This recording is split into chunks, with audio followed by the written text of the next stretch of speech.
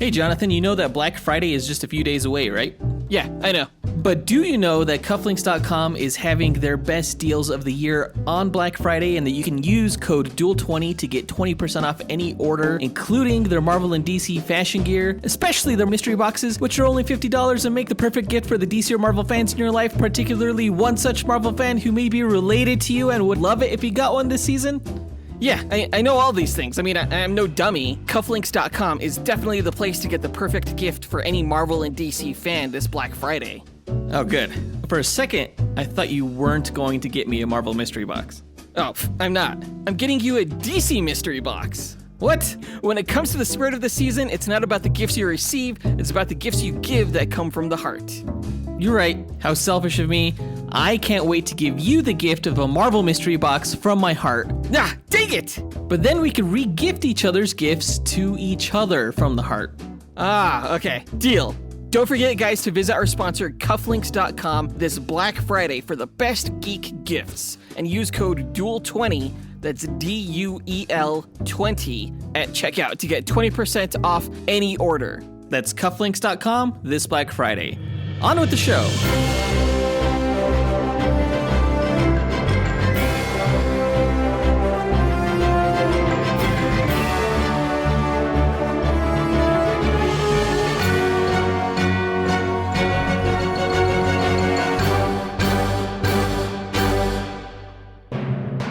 Hi, and welcome to the Dynamic Duel Podcast, a weekly show where we review superhero films and debate the superiority between Marvel and DC by comparing their characters in stat-based battle simulations. I'm Marvelous Joe. And I'm his twin brother, Johnny DC. And in this episode, we are going to review Season 3 of Doom Patrol. It's the series that's on HBO Max. It's really hilarious. We got a shortened season last year due to the COVID virus, but this year the show's back and firing on all cylinders. Yeah, the show is, in my opinion, the best DC television show out right now. If you haven't seen it yet, definitely check it out. Yeah, we'll be going through all of our thoughts about the season later on this episode. Before that, we're going to break down the comic book movie news to have come out from the past week. The one thing of note being the Spider-Man No Way Home official trailer that dropped.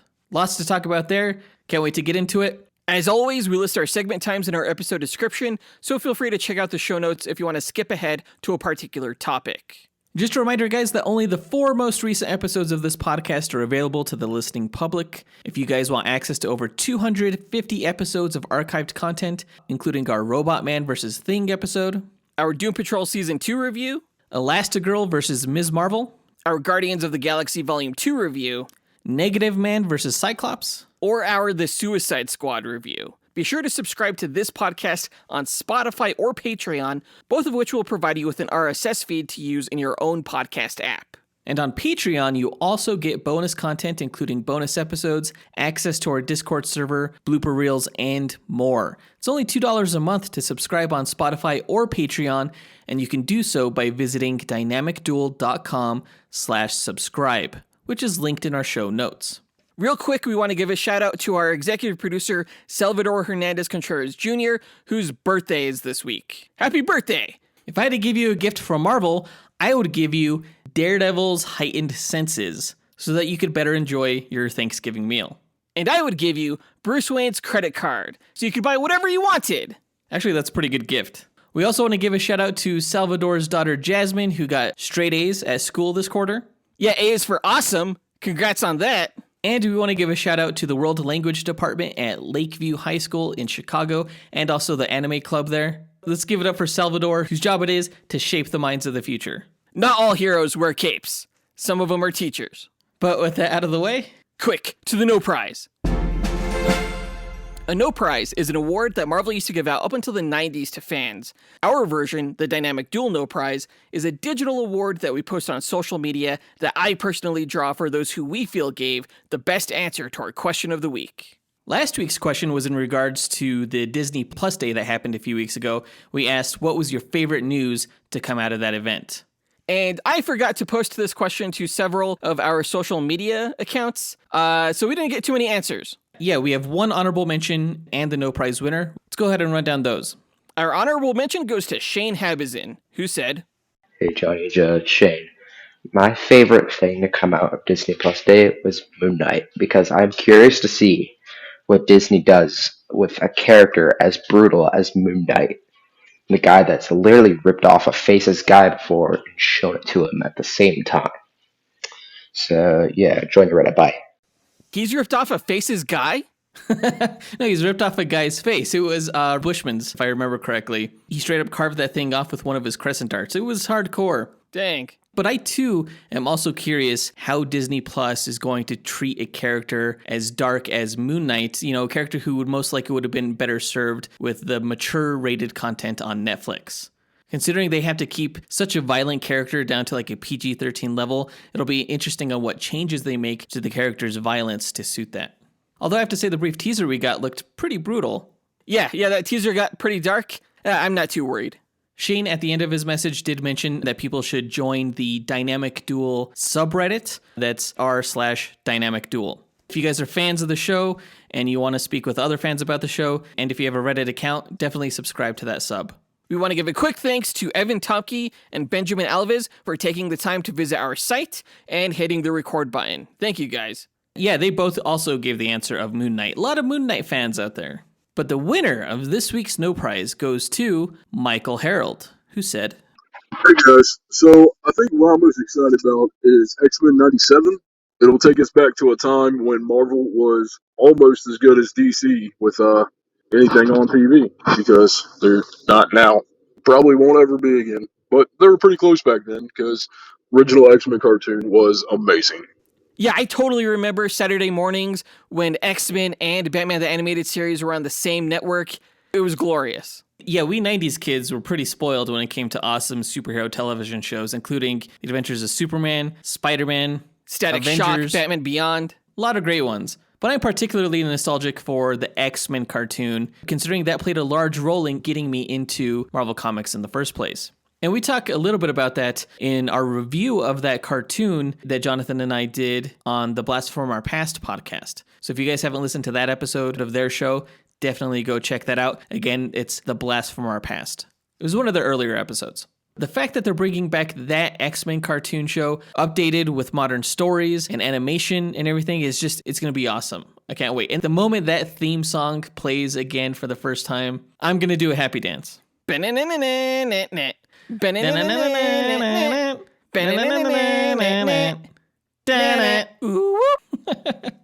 thanks to Michael Harold for your answer, and congrats on winning this week's No Prize. If you, the listener, want a shot at winning your own No Prize, stay tuned to later on this episode when we'll be asking another question of the week. And now that that's done, on to the news.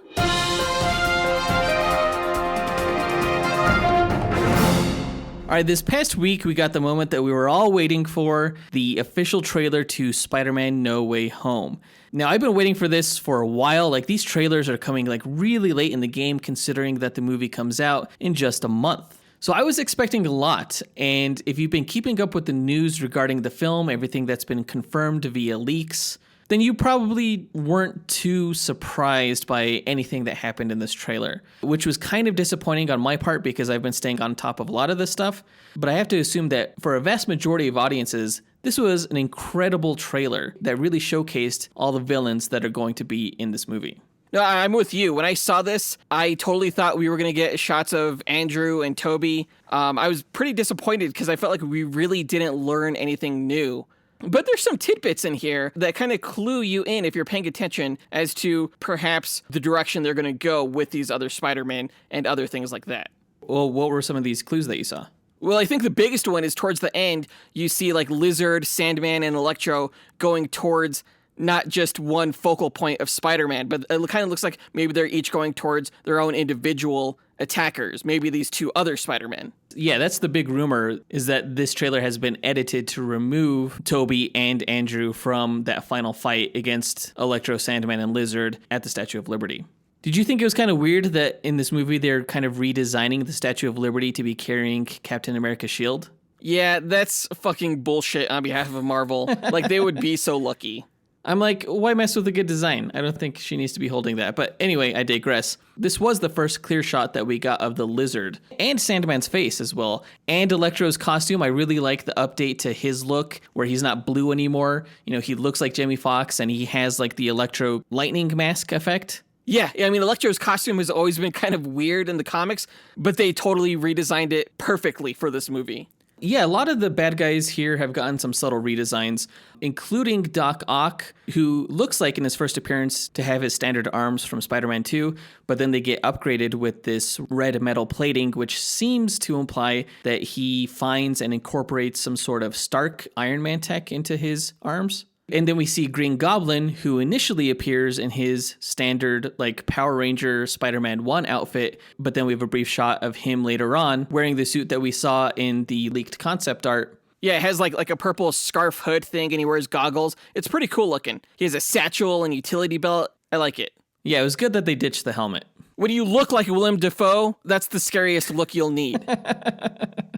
From a story perspective, this trailer expands upon what we got in the last teaser, where we see that these villains are coming into the MCU universe from alternate dimensions. And Spider-Man and Doctor Strange work together to, I guess, take these guys back to their home dimensions using a magic spider suit. And Peter learns along the way that he's basically sending these guys to their death because it's their destiny to die in battle with Spider-Man.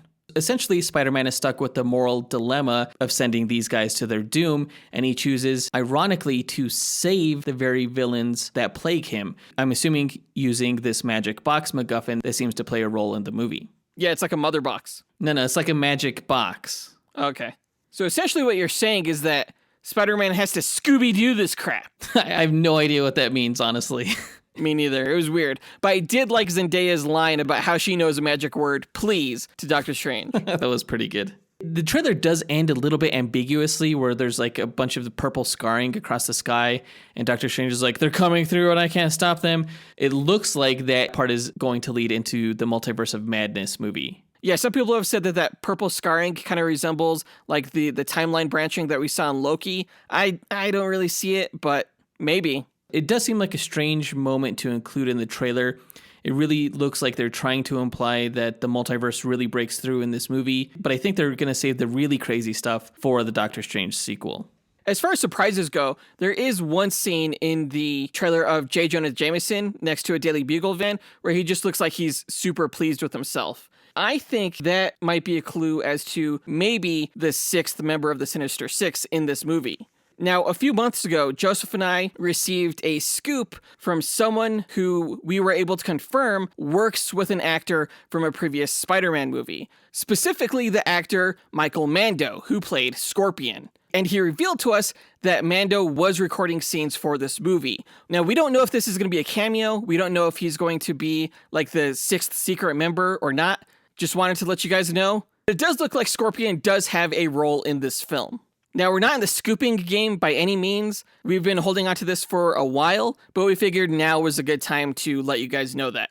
Yeah, I'm not sure if Scorpion is going to be the sixth member of this Sinister Six group, which includes Dr. Octopus, Green Goblin, Electro, Sandman, and Lizard. We did receive news that Michael Keaton was also recording some Vulture stuff for this movie as well. So maybe Vulture is going to be the sixth member. Who knows? Considering we know that the Vulture and Scorpion are in prison together, they might just share a prison scene before one of them escapes. Yeah, that could totally be the case. I'm definitely curious as to who that sixth villain is going to be in this movie, since it does seem like this movie is trying to keep it under wraps. But speaking of Spider-Man's villains, that brings us to our question of the week. Who has been your favorite live-action Spider-Man villain and why? This incorporates all live-action Spider-Man villains, including Tobey's and Andrew Garfield's. Record your answer at dynamicduel.com by clicking on the red microphone button in the bottom right-hand corner, which will prompt you to leave us a voicemail. Your message could be up to 30 seconds long, and don't forget to leave your name in case we include you on the podcast. We'll pick our favorite answer and draw that person a Dynamic Duel Nil Prize that we'll post to social media. Be sure to answer before November 27th. But that does it for the news for this episode. Let's go ahead and hear from one of our sponsors, HBO Max. Bruce Wayne may appear to be a wealthy playboy, but beneath his facade, his true identity is that of the Batman, waging an endless war against crime. Join the Caped Crusader in Batman, The Audio Adventures, the first scripted audio original featuring Batman and his villainous rogues gallery in a world premiere story of life and death in Gotham City, debuting exclusively on HBO Max. Starring Jeffrey Wright as Batman and a who's who of incredible Saturday Night Live alums, this rollicking adventure, told across 10 episodes, is written and directed by Emmy winner Dennis McNicholas, includes devilishly delightful original music by Doug Bossy, and performances by Rosario Dawson, John Leguizamo, Chris Parnell, Melissa Villaseñor, Seth Meyers, Jason Sudeikis, Brooke Shields, Fred Armisen, and many, many more. Go to hbomax.com/Batman Audio Adventures for more, and stream Batman: The Audio Adventures only on HBO Max. Thanks to HBO Max for sponsoring this episode. Now let's get into the main event, where we review Season 3 of the HBO Max exclusive television series, Doom Patrol.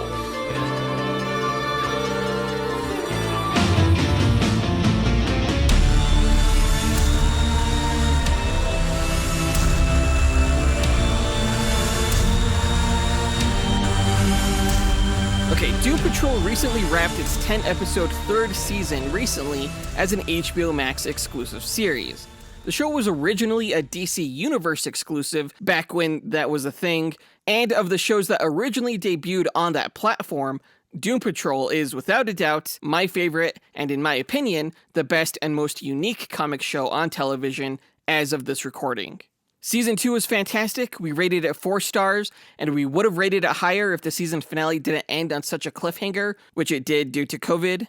I don't want to ruin the ending for anyone who hasn't watched Season 2, and be forewarned that Season 3 begins right where Season 2 left off, so stop listening now if you want to avoid spoilers.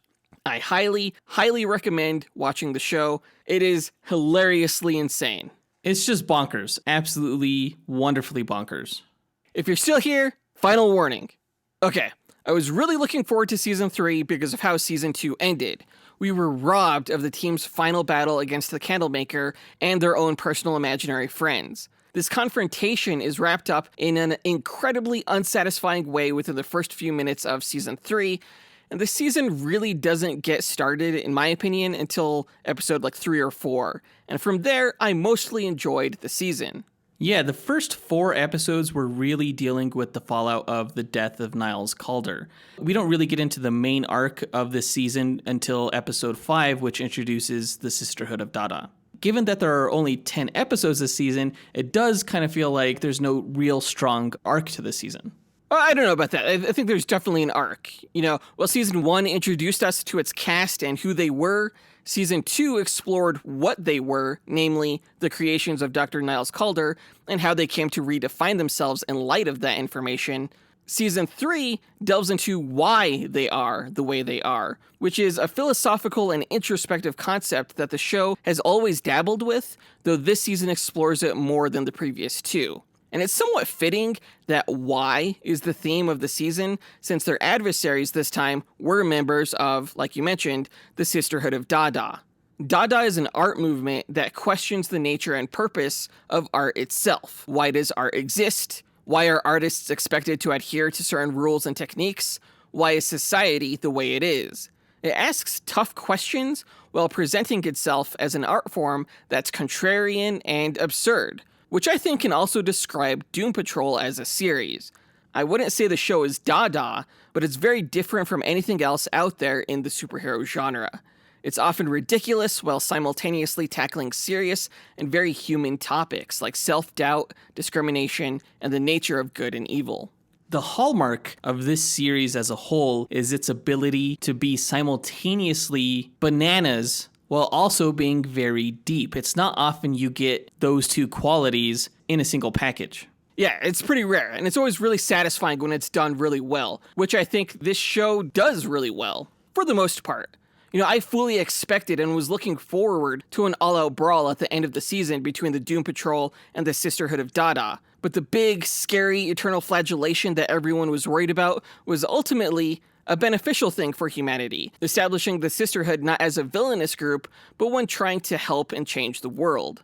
Besides maybe Garguax's butler Samuelson, Night Nurse in the Tunnel of Souls, and the werebutt Darren Jones, there aren't any truly evil enemies this season. Which is fine, I guess, if you're trying to do something new, but I'd be lying if I said I didn't want a lot more action this season.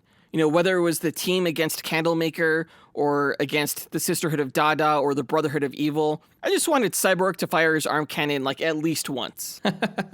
Yeah, the show since the very beginning has always seemed to build to a action-heavy type show, and it never fully gets there because it spends a lot of its time being weird and introspective with its characters. Now, the end of this season seemed to imply that they were a full-fledged superhero team who were off to save the day. I'm highly skeptical that that's actually going to happen in a season 4 because that seems to not be the series' focus. This is not a show about extraordinary people who get powers. It's about unextraordinary, damaged people who just happen to have powers.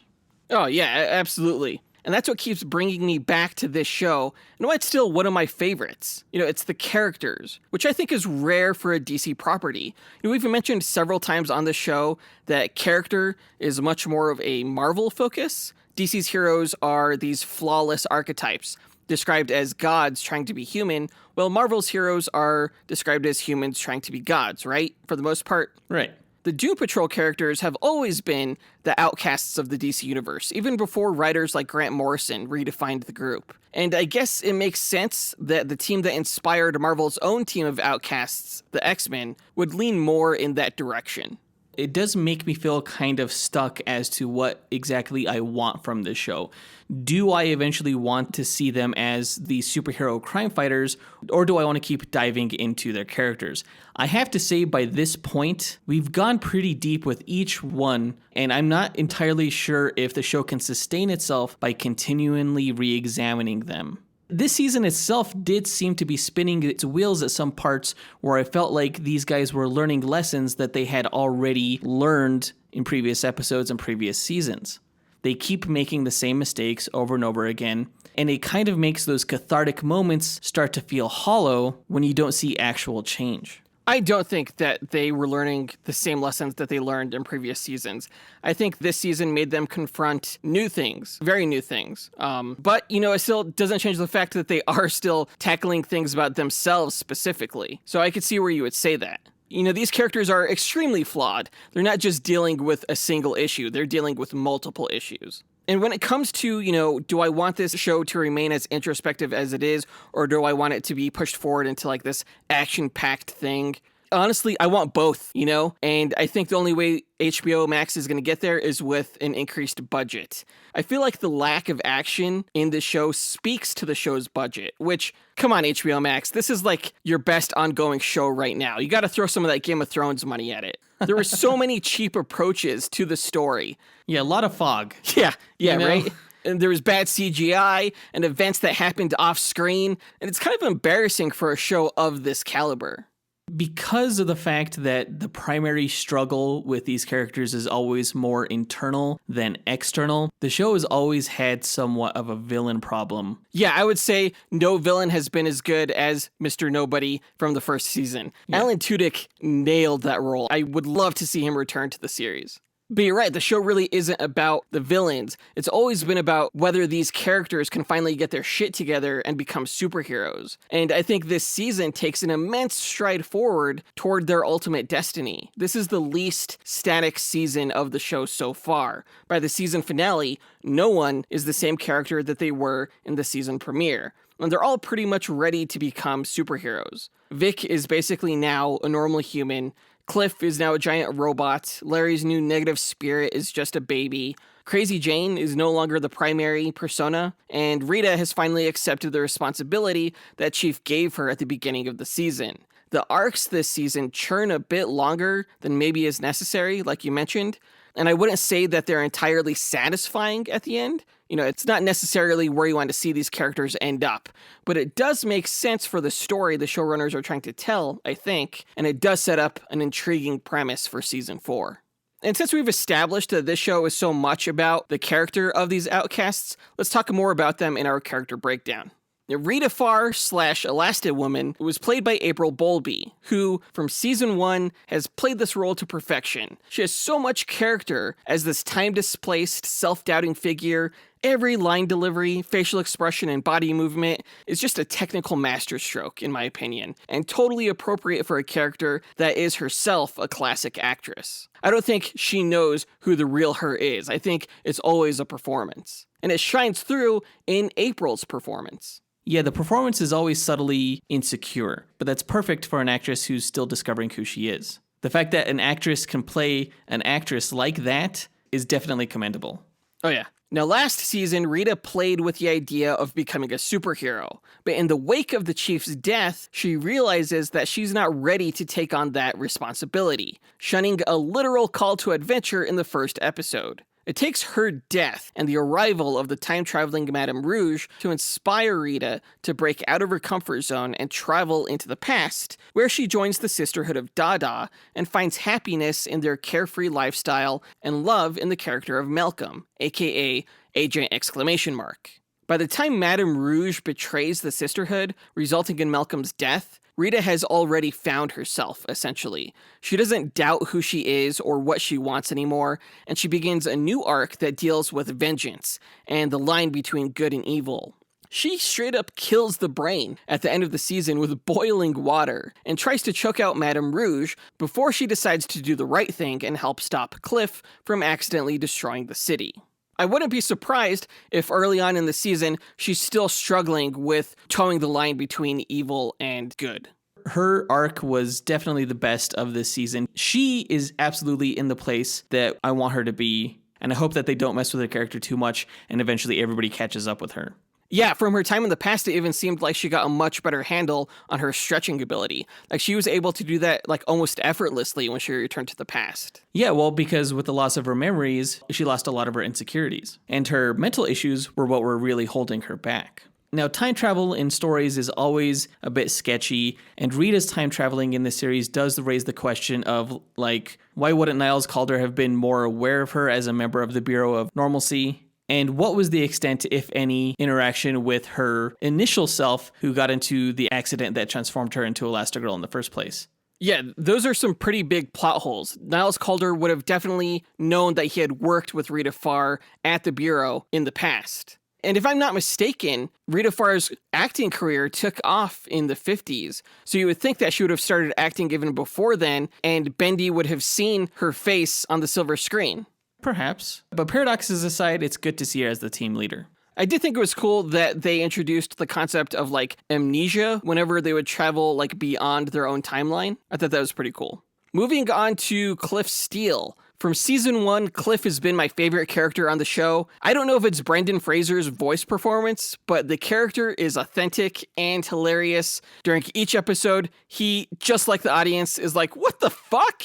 He found a lot of new ways to say what the fuck this season. I think he definitely solidified himself as the best actor on this show when he actually appeared this season in live action. And that soliloquy he gave about coming from nothing and not knowing how to handle it when he finally got everything. Yeah, Cliff's arc this season wasn't as interesting, I thought, as some of the other characters.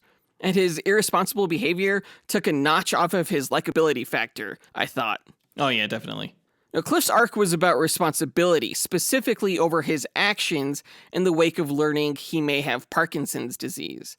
A healthy individual would seek help when he or she notices something going wrong with their body, but Cliff chooses to ignore the situation initially before going through a drug-fueled spending spree online, maxing out his credit cards and selling his roommates' belongings to fund his gambling and camgirl habits. Yeah, the Parkinson's drugs were dopamine stimulators, right? So he was all about getting that dopamine fix. But that went on for quite a while this season, I feel like. You just want to, like, smack the guy. Yeah, it's not until the eternal flagellation that makes him realize he can't repeat his past bad behavior if he wants to be in his daughter's and granddaughter's lives and be a better grandfather than his own father was. There's a great line that Cliff gives about how he tried to be so great that he forgot to be good. This season, the son becomes the father, in a sense, in that he realizes he too can turn over a new leaf and have a relationship with Claire. He finishes the season much more optimistic than he usually is, despite not having his regular body. Yeah, I wonder what they're going to do with that. I mean, it's really cool that he not only has, like, the brains body and this big mech body, but I wonder how he's going to get back to being Robot Man. Well, Rita has the blueprints. Yeah, but none of them know how to read that. Exactly. It's going to be good times. Well, I guess there's always Cyborg's dad that would be able to do it, Silas Stone. Yeah, and Willoughby Kipling for the magic part. Right. For the time being, though, I think it's pretty cool that they write in him kind of like the Megazord. Yeah, that's funny. Moving on to Larry Traynor, aka Negative Man. Matt Bomer does the voice work for Larry Traynor, though like Robot Man, a different actor plays the physical role. I have no idea how that actor, Matthew Zuck, can give such an expressive performance with his nose and mouth covered. Like, I struggle just wearing a face mask on occasion, so major kudos to Matthew Zuck for having his entire face covered. It was cool to see both Matt Bomer and Brendan Fraser appear with the other cast members this season. I don't think we've seen that before. Yeah, because they were the subconscious selves of their characters. They couldn't do that, though, with Crazy Jane or Cyborg, so they had to go with the puppet and the actor who looked like the action figure. Yeah, I loved the puppetry. That whole Underground Avenue thing was just amazing. And it made sense while they were speaking with their subconscious selves that Larry would be the first to come to terms with his identity, given that he seems to be the most self-aware. Yeah, Larry really struggled with who and what he was these past few seasons, but he really seems to be at peace with himself and his past this time around. He's forgiven himself. He tells his son as much, right? Because he's realized that self-victimization is a choice. You know, the other choices in his life he felt were out of his control. Getting married, having children, becoming the host of an alien energy being. But in spite of all of that, he could choose to accept himself as is and move forward from there. It's a really strong and very freeing message, though he's not completely free yet as he takes responsibility for a new baby negative spirit named Keeg. And I think that's a situation that every parent can relate to. It's like his last negative spirit was a kid who finally left the house for college, only to find out that you're pregnant once again. Yeah, it seems like now that he's accepted and forgiven himself, his new arc is going to involve redemption for being an absent father. Right. Plus, you know, he doesn't have to wallow in the fact that this was something he did not choose. He did choose this time around to be the host for this negative spirit, and now he has to sort of just go with the flow with that and deal with those consequences, taking responsibility for them. It should be interesting. I was really excited at the end when it seemed like he was in full superhero mode and he was like flying as one with the negative spirit, but then he just kind of like crashed like nothing. Yeah. It was so pathetic, but funny. I was like, oh, jeez. It was cute to see like the little baby negative spirit, though. Moving on to Crazy Jane. Diane Guerrero plays Crazy Jane, though I feel that her acting chops didn't shine this season as much as they did in previous ones. We didn't get to see too much of the underground this time, or see many of those personalities like Hammerhead or Silvertongue manifest, so Diane didn't get to play as many roles as she typically does. But that said, she's fantastic in this role still. Yes, so amazing. Like the difference between Jane and Kay is night and day, just through subtle changes in her performance. She's good. She's really good. And of all the actors on the show, she actually gets like the most accolades for her performance. It was kind of hard to know what Jane's goal was this season, though. In the beginning, it seemed like she was cool with having Kay go up and become herself again, you know? She found that this was healthy, and everybody else was seeming to write against the idea of perhaps losing themselves.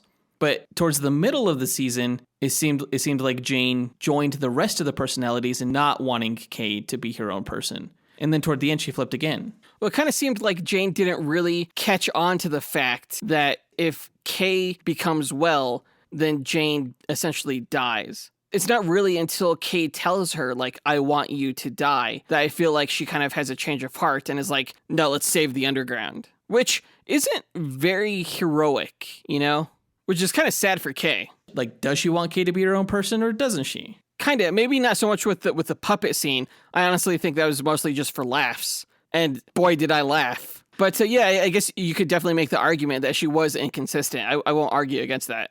Ultimately, I think that she should be working toward the goal of her own redundancy. You know, if her best interest is for Kay, then Kay should be her own person. No, I agree. And, you know, I think they're kind of setting it up for the next season to have like a battle within the underground amongst the different personas. We know, you know, Jane surrendered her role as the primary to Dr. Harrison, who was kind of like leading the revolt against Jane, essentially. We get Jane against everyone in this season, right? So I wouldn't be surprised if Jane just starts having to kill other members of the underground. Or maybe Dr. Harrison starts doing that in sort of like a Highlander, there could be only one type deal. That'd be cool.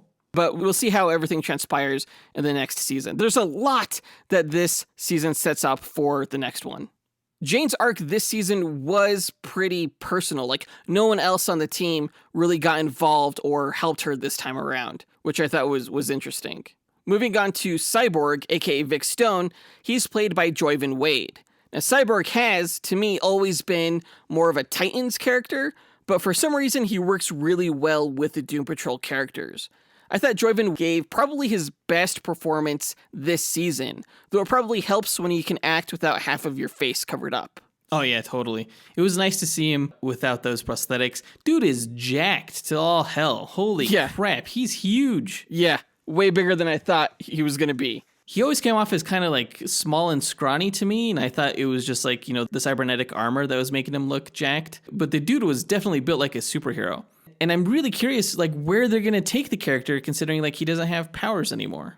Well, he still has cybernetic, like, organs and stuff like that. So I'm thinking maybe he'll get, like, nanotechnology upgrades or something like that, where he could, like, summon parts of his gear at will, maybe. Who knows? I'm sure Joyvin is grateful, though, that he freaking has depth perception now, though, when he's acting. Vic's arc really begins this season in the afterlife with his mom, when she reveals that Vic's father, Silas, didn't have to turn him into a cyborg. When Vic is asked by Frenzy of the Sisterhood of Dada, "Why are you?"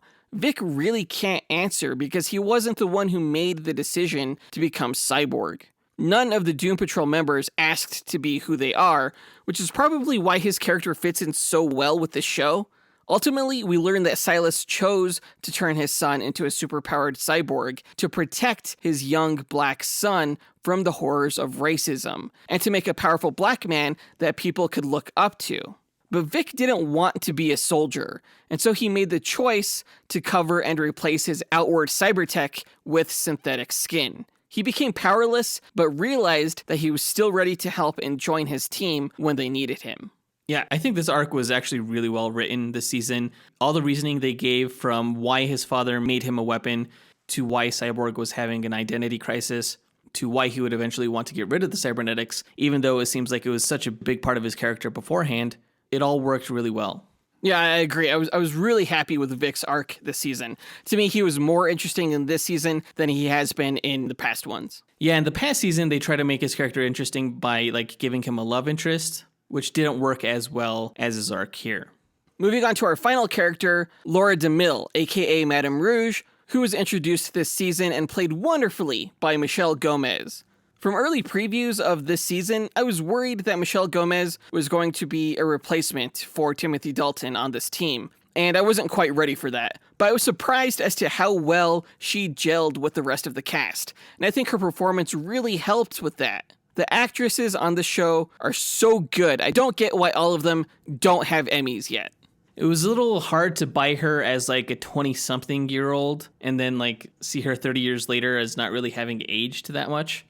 But the actress is surprisingly whimsical, and she really gelled well with the vibe of the show as a whole. Yeah, totally. And speaking of aging, one complaint I have about this show is that apparently no metahumans ever age. I don't quite get it. Yeah, it's weird. I mean, it makes sense for why the Doom Patrol members wouldn't age because of the nature of their abilities. But for like the Sisterhood of Dada peeps, it didn't quite make sense. No, not at all.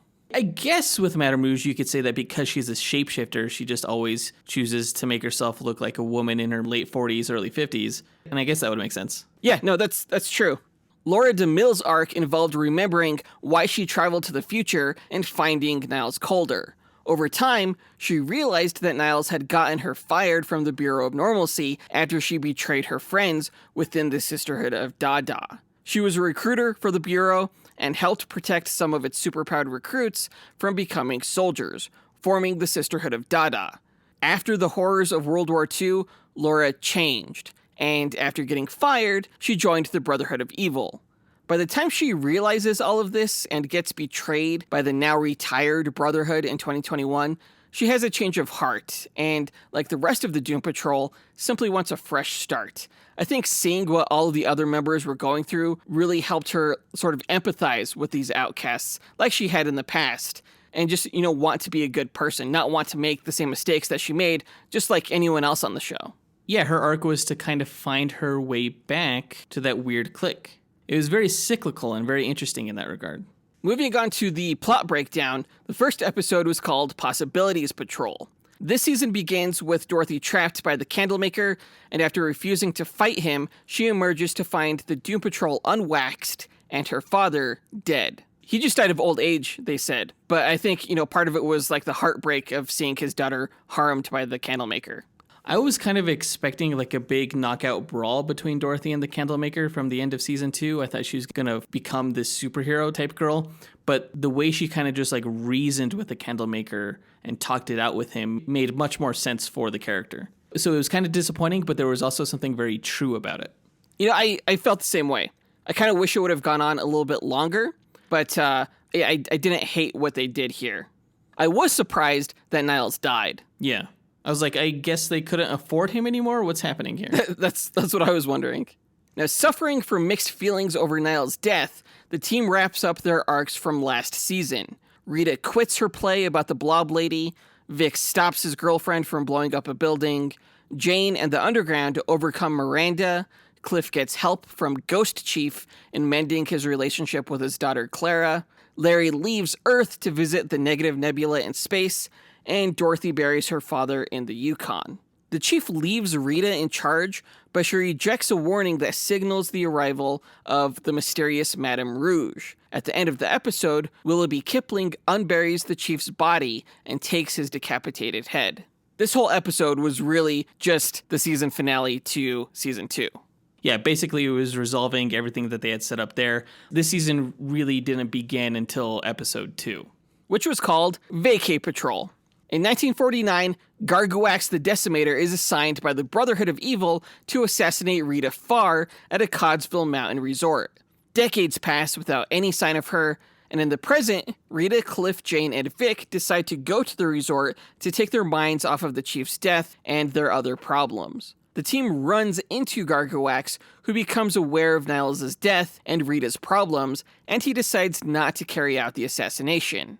Gargowax's protective butler, Samuelson, kills the group with a laser cannon right after Rita runs into a future version of herself that prevents her from escaping.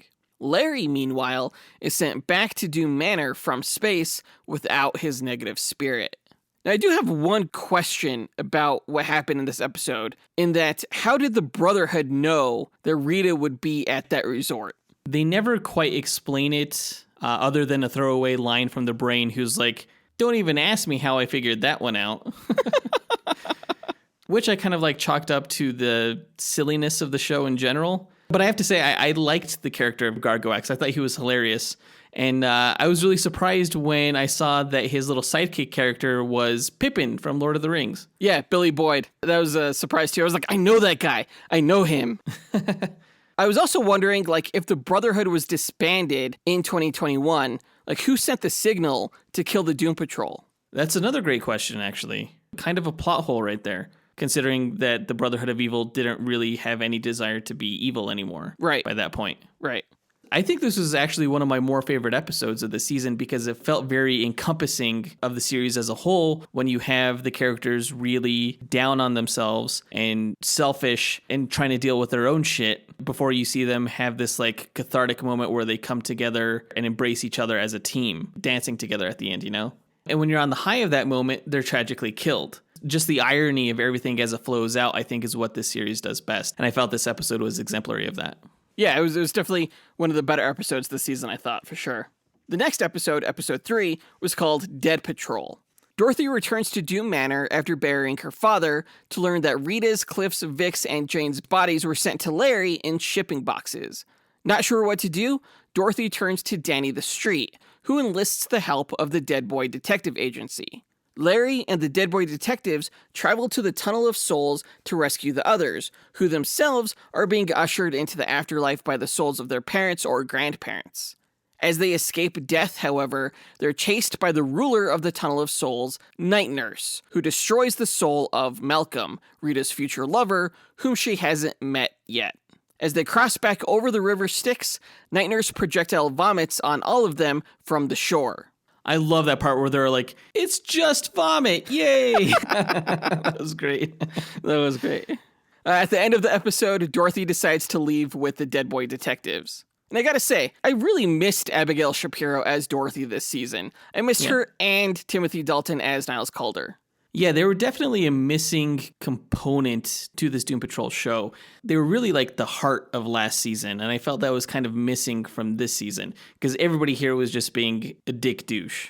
Whereas Abigail was this wonderful, like, pure element to the team. Yeah, she's great. I really hope they bring her back for the next season.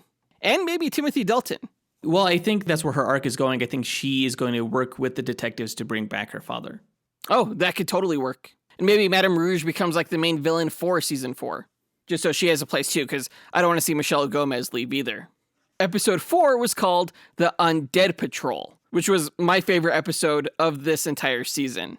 The group meets the amnesiac Madame Rouge, who learns she's a shapeshifter named Laura DeMille from a film reel she finds just before the team turns into zombies because of the night nurse's vomit. Kipling arrives to get help recovering Niles' head from Darren Jones, a former agent of the Bureau of Normalcy, and a werebutt. The zombie team manages to defeat an army of werebutts, and back at the manor, the chief directs Laura to a request for termination he had written about her before, so she learns a little bit more about herself, before he allows the zombies to eat his head as a cure for their zombieism. After returning to their normal selves, Larry finds a tumor on his stomach. Vic learns that his dad could have given him synthetic skin instead of cybertech, and Cliff orders medication for his self-diagnosed Parkinson's disease. The episode ends with Darren as a zombified werebutt heading for Cloverton, which never really amounts to anything. No, well, just like how the werebutts never really amounted to anything from the first season until they picked it up here. Now, I do want to give a very heartfelt apology to listener Evan Tomke, who a few episodes ago in the No Prize segment referred to the werebutts as the ass-eating zombies. And I was like, there's no ass-eating zombies in this show. That's a different genre. There absolutely are ass-eating zombies. Are bad. Sorry about that. Never say that there's not going to be something in Doom Patrol because the moment you say it, they're going to put it in. Like, even the most ridiculous thing, like an ass-eating zombie. And then all of a sudden you see Jane eating ass. And it was fucking hilarious. Oh my God. I gotta say, those performances they gave as the zombies too, so fucking great. I bet they had so much fun those days of filming. Yeah, I like the translations that they gave when they were like groaning and moaning. Right, that was hilarious. My favorite scenes of every Doom Patrol season are when the group actually fight against bad guys. Like this episode when they fight against the werebutts, and then later on when they team up against baby Madame Rouge. Oh yeah. Those action scenes are just hilarious. It's so good. I agree. I love those scenes.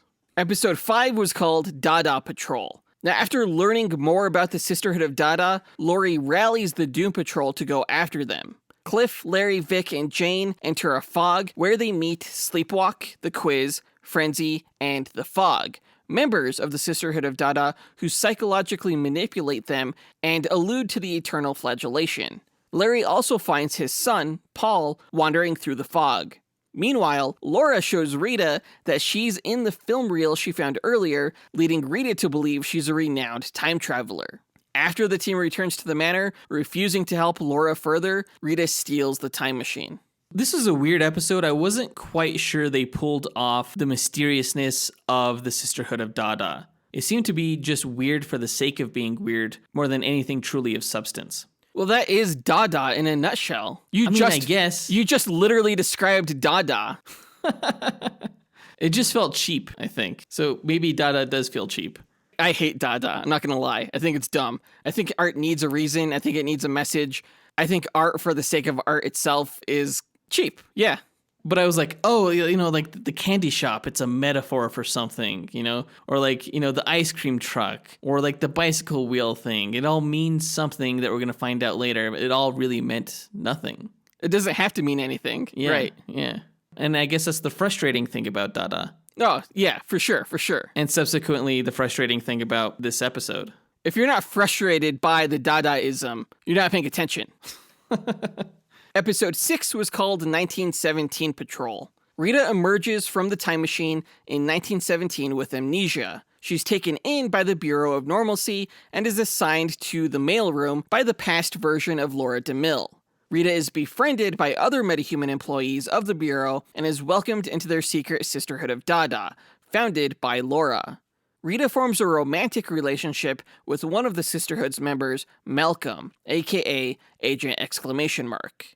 In the present time, Cliff becomes addicted to gambling as a side effect of misusing his medication, and sells the blueprints of his body unknowingly to the brain. Vic decides to get synthetic skin surgery, Larry nurses his son Paul back to health, and Jane lets Kay take control to visit the real world for a time. This episode kind of dragged its feet a little bit. It was probably my least favorite episode out of the group, although it did give, the necessary history lesson for when Rita went back in time. Those Dada gatherings, man, were freaking bonkers. Oh yeah, like the word poetry or something like that? Yeah, like I felt so much secondhand awkwardness for the group. And like when they were in the lunchroom, jumping on the tables and just doing their crazy dances and shit, I'm like, oh God, it's so weird. But that's probably the point. You and I are just, so rational. I think Dada is not for us. I think that speaks maybe to a different kind of mindset. If people started doing that next to me at a party, I'd be like, well, I'm getting the fuck out of here. I'm going to head out. But some people are probably like, yeah, whatever, dude, just go with it. Episode 7 was called Bird Patrol. In 1949, affected by the horrors of World War II, Laura betrays the Sisterhood to the Bureau of Normalcy in order to turn them into weapons of war. Malcolm is killed and Rita escapes, but the rest are captured and tortured for decades. In the present, Larry vomits his tumor out as a large alien larva parasite and decides to keep it. The underground personas turn on Jane, and Vic begins his surgery. As the eternal flagellation begins, the Doom Patrol and Laura, who has recovered her memory, are teleported by Rita to perform a Dada dance and witness the birth of bird-type art creatures that possess everyone on the planet except for Laura, who escapes. What did you think of the design of the Dada birds? I thought they were very Dada. I was like, what the hell is this? This is crazy. And the show's gone to some really crazy places, but like that was almost next level crazy. It was interesting though. The whole thing was a performance piece, right? The whole Right. thing was a work of art. So it's not surprising. My favorite moment of this episode probably though was when Larry vomits out that larva and he was like, what do I do with it? Do I name it? And Madame Rouge was like, Jesus Christ, you burn it.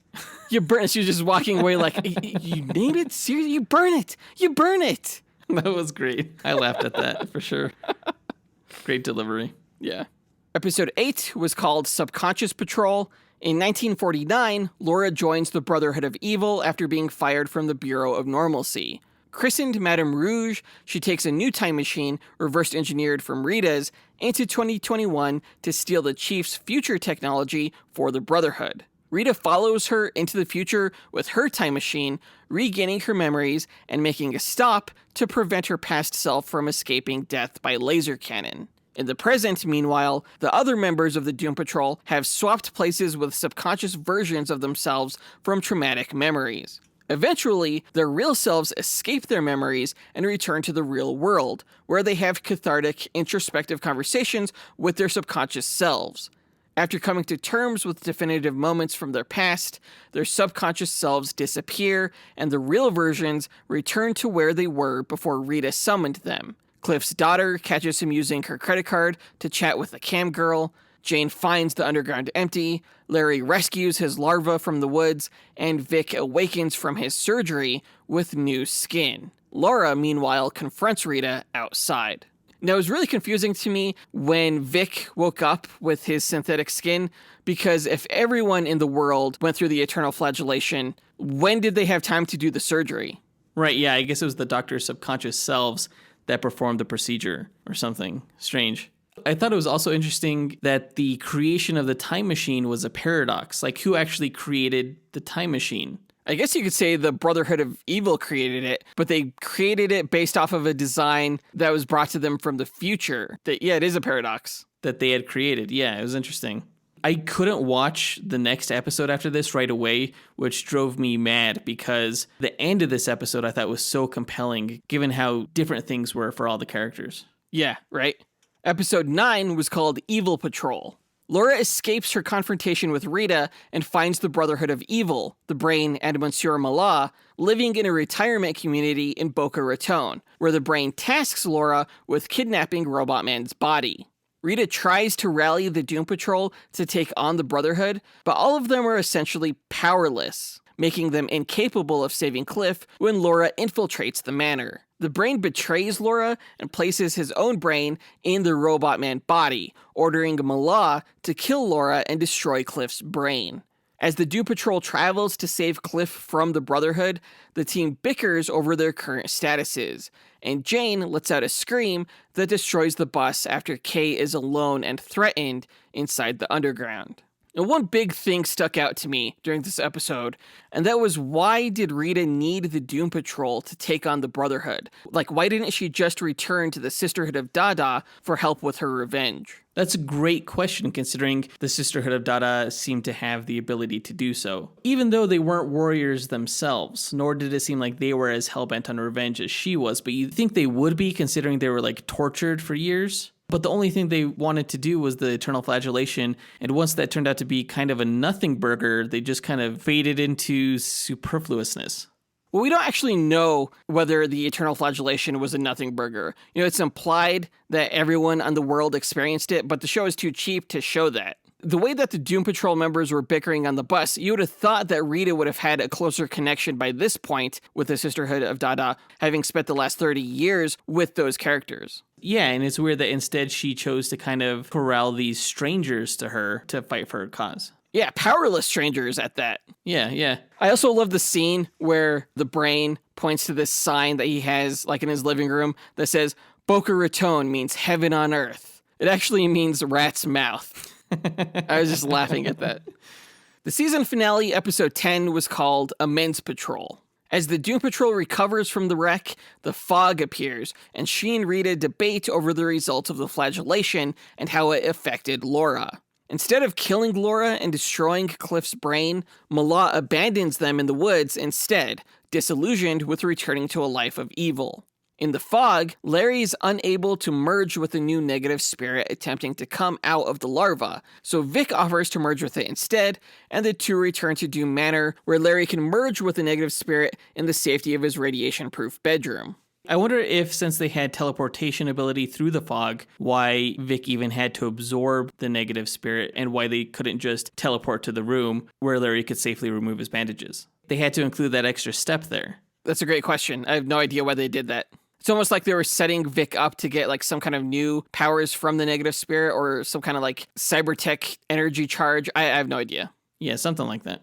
Maybe we'll find out in the next season. Now, Laura manages to escape the woods and places Cliff's brain in the Brain's old body, using him to fuel a colossal robot that she uses to smash Robot Man, now occupied by the Brain. And it's weird that we never see her escape the woods. At one point, she's strapped to a gurney, and, like, Cliff's brain falls off of a cliff, and then the next time you see them, they're, like, all well and good. It's weird. Yeah, because I thought I heard the jar that Cliff's brain was in, like, smash. So how did she save it? How did she get out of the gurney? How did she get into the mech? Those are great questions.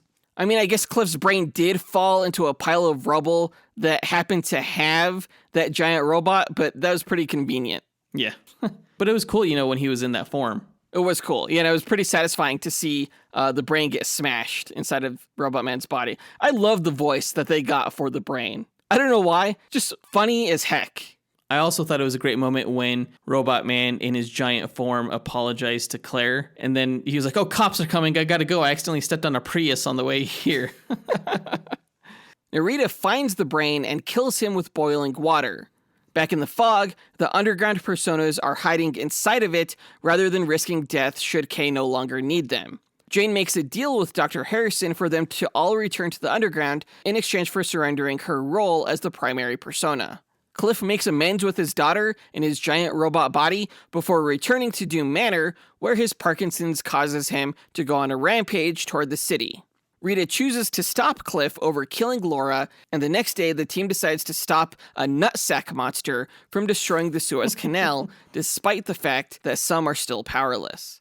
I actually loved seeing giant form Rita. That's the first time we saw her. It was really cool to see Elastigirl use that classic ability of hers. Yeah, because her elasticity isn't just like Mr. Fantastic's, it's also like Ms. Marvel's or Giant Man's. She can stretch her form to make herself grow proportionately.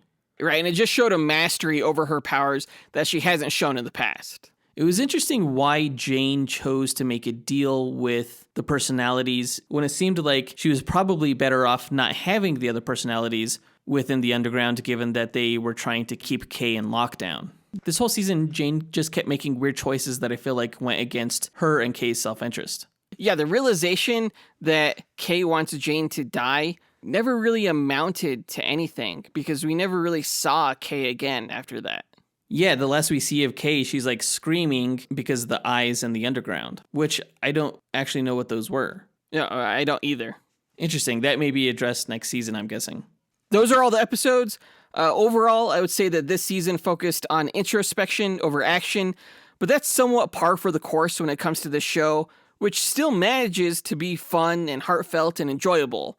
The story took great strides toward realizing the team's superheroic destiny this season, and I'm really looking forward to next season. I'm giving this one 3.5 stars. I would agree with that rating. I hope next season is a lot more like season 1, where at the end we do see them all unite toward a common evil threat. A good threat, a substantial one like Mr. Nobody.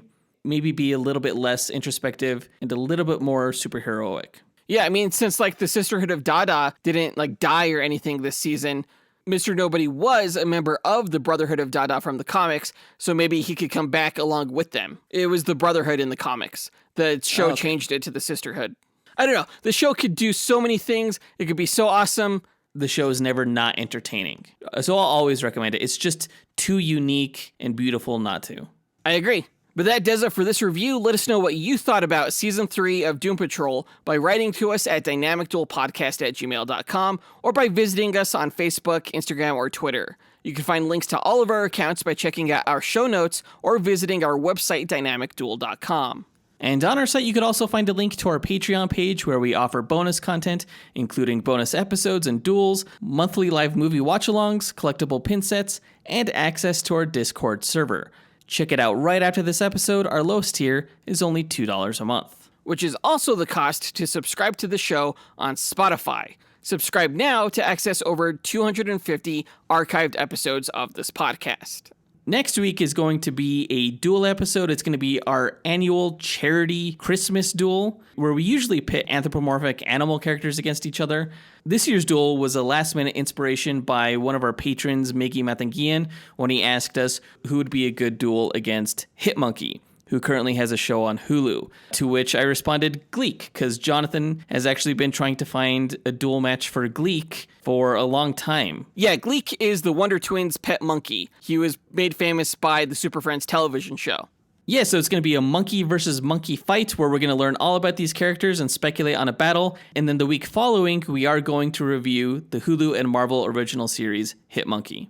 So look forward to that. That does it for this episode. We want to give a big thanks to our executive producers, John Speas, Ken Johnson, Jace Crump, John Starosky, Zachary Hepburn, John Bechinina, Mitchell Phipps, Dustyn Balcom, Salvador Hernandez-Contreras Jr., and Levi Yeaton for helping make this podcast possible. And we'll talk to you guys next week. Up, and away. True believers.